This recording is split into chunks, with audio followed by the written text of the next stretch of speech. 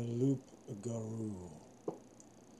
Disturbed one evening, while reading by the fireside, I sat overcome with foreboding while gazing into the fire upon the first full moon of the year. Drawn to my door, turning the knob, flinging it open wide, there, illumined by the night's orb of desire, stood a hound, a stray, whose glance contemplated my fear, casting my gaze to some unknown hypnotic bound, igniting some magic kindle with a ringing in my ear. I stepped out into the wintry gloom, spellbound, catatonically into the icy chill, desolate into the unearthly still. The moon so full against a dark winter sky, I stood enthralled amid a sabbatical mist as fire breathed deep in my soul, struggling with despair against the soporific threat, unerringly stilling my thoughts into the grasp of the black pitch as the curse raged in my soul.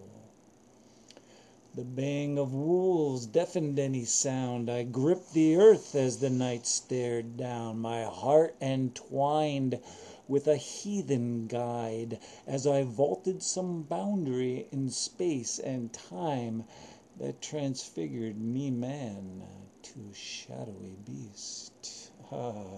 While confrontation blazed in the sky that eve, breaking the hanging still of the tormented unconscious chill.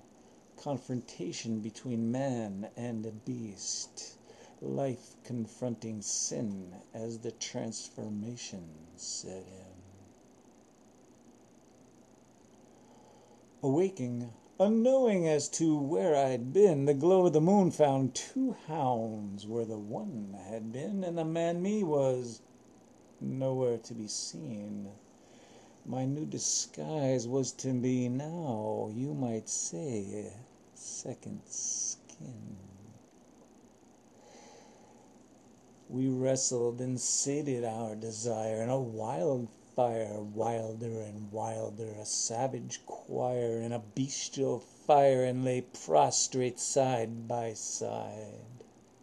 So defiled our lives personified by God or demon, hallowed or no. Call it fantasy, call it madness, call it what you will, but there upon some lonely hill, in the wild icy chill, in the wild unearthly still, a part of me roams, longing for release, roams the mountain, and the wood roams the savage wood. Many hours of concentration, many sleepless nights of fit, since that moonlit night have I come to inhabit, searching through darkness past, pursuing the cause of it.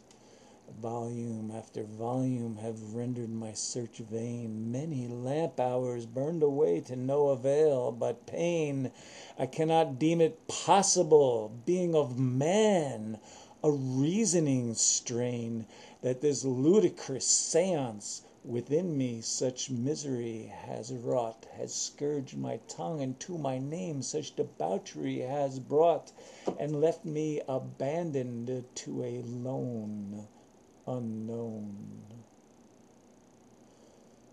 Who knows what hysteria through me has flown? Who can perceive the debauched shallow plight, the waking horror of chaotical dreams since that wretched night, attempting to link my metamorphosis from scholarly man to shadowy beast? Cry, my soul would scream in delight from out its paralysis. My heart would dance from out its melancholy, from out its lucid moon-torn folly. If only I could arise from out my earthen chamber, from the confines of this aghast demonic stranger, from a bleeding and tormenting host. If only by chance I could arise to reach the orbiting spheres, which sing of a joyous sound, but scarcely reach my ears, now pitched against this figure dark, who throughout my curse appears, who bears my semblance and my mark, but gives no remembrance to my sane, to my mazed, tortured brain.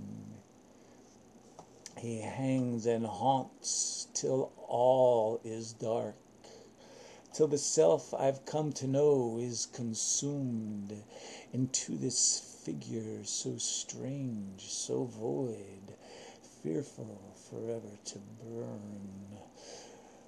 Where lies the source of my grief? Where the ploy of my sorrow? From what deep corner of space breeds this belief? Surely no earthen thing brings forth such horror. No seed, no stream, no ocean wide has perpetuated such growth.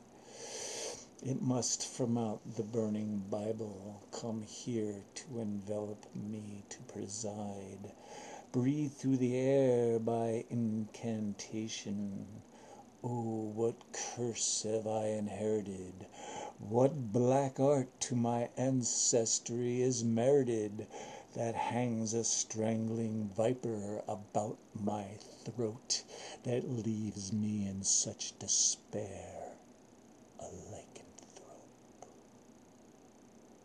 To the ashes and the dust, 'tis witchcraft, I muttered. What omen, what black pestilence have I disturbed, that I should feel the flames of Hades within me being burned? I wonder who it is that burns the black candle, and for what reason to my soul this curse he directs. It must be circumstance, and let this be the reason why my soul he infects.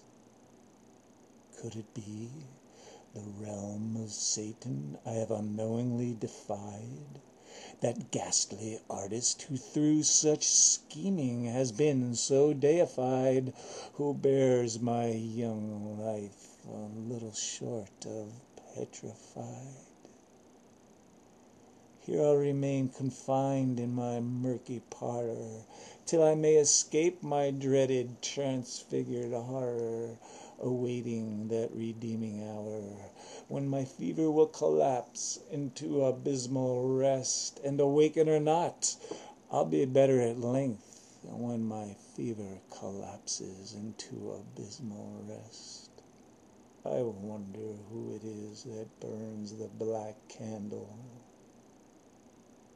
Wondering, while reading here by the fire of that night long ago, at this very time of the year, gazing with wonder into the rising flames, watching each timber enveloped by flames slowly disappear, listening to each crackle, listening intently.